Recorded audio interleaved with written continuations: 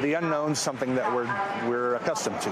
You know, when you report for duty at the firehouse, you don't know from minute to minute what's going to happen. It could be a very quiet day and really you're not needed, which is wonderful. It could be a very active day where you go from one call to the next.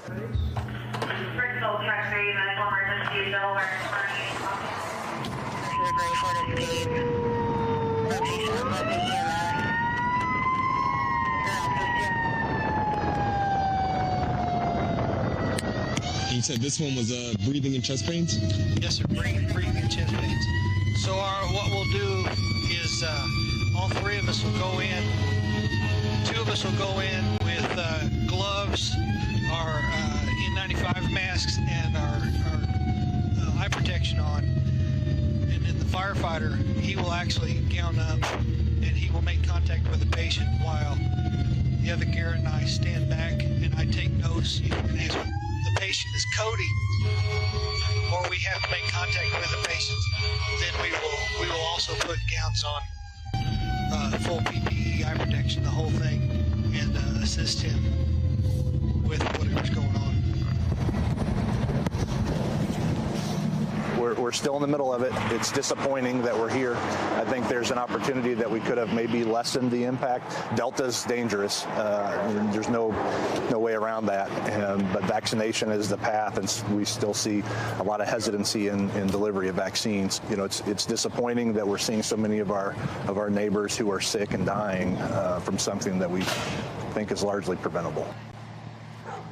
You said Delta's dangerous, and you say that as a fire chief who sees a lot of dangerous situations all the time. It's not something that I can see and tangibly address. It's not a fire that I can see and put water on and put the flames out. It's a virus, and it's spreading rapidly, particularly amongst the unvaccinated, and you know, it keeps me awake at night.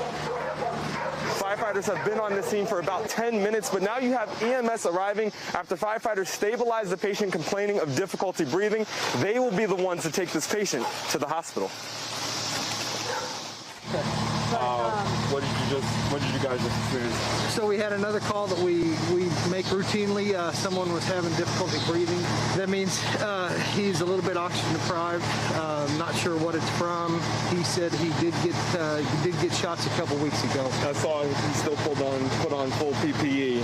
Do you suspect it's COVID, or do you think that it's not because of those shots? It's better to be safe than sorry. Guys behind us are doing their very best. Our EMS workers, our health department partners, EMS, everyone is putting their effort in this. And remember, we're a month, 16 at this point in this, and you know, we're concerned that if we don't turn the corner soon, a new variant or additional deaths will occur, and that's just tragic.